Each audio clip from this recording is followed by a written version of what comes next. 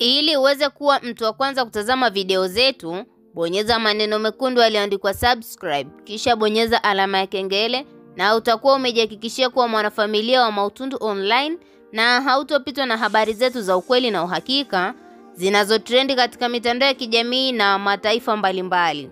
Kapo hii ya Mario pamoja na Paula ni moja kati ya kapo ambayo ilitikisa katika mitandao ya kijamii na hata baadaye kutungiana baadhi ya mashairi, na mashairi hayo yalionekana yakipendwa na jamii kwa ujumla, na nyimbo hizo zimewafanya watu wengi waweze kufall in love na kutamani kuishi maisha kama ya Mario na Paula wanayoishi katika mitandao ya kijamii.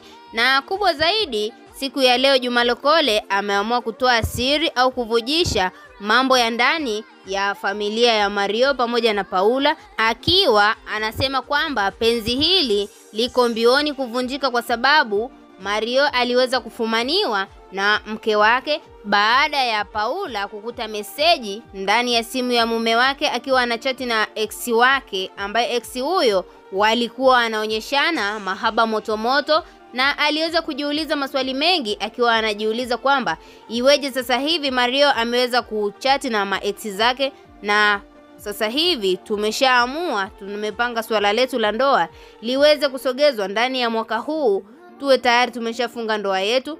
Iweje sasa ameamua kurudi nyuma na kuangalia matukio yaliyojiri huko nyuma. Tukio hili liliweza kumvunja moyo na kuelekea direct kwa Juma Lokole na kumwomba Juma Lokole aweze kumpa ushauri kuhusiana na haya mahusiano yake, kwa sababu yameshaingia dosari na haoni mwelekeo wa Mario kubadilika. Na kwa nini Juma Lokole aweze kumpa ushauri mbaya? Maana Juma Lokole aliweza kumshauri waweze kuachana kwa sababu hata ndoa yenyewe hakuna, ni bora aishi maisha kama ya mama yake. Huo ndo ulikuwa ushauri wa Juma Lokole kuelekea kwa Paula.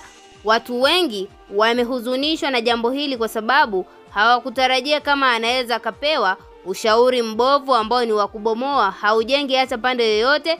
Na labda Juma Lokole anataka achukulie fursa kwa sababu ameshaona kwamba mama mzazi wa Paula naye maisha yake ya mahusiano ni ya heka, akaona na binti yake anaweza akawa ni wale, ndio maana akaamua kumpa ushauri wa kwenda kuvunja mahusiano yake yeye mwenyewe, ili baadaye isije ikaonekana ni yeye kayavunja.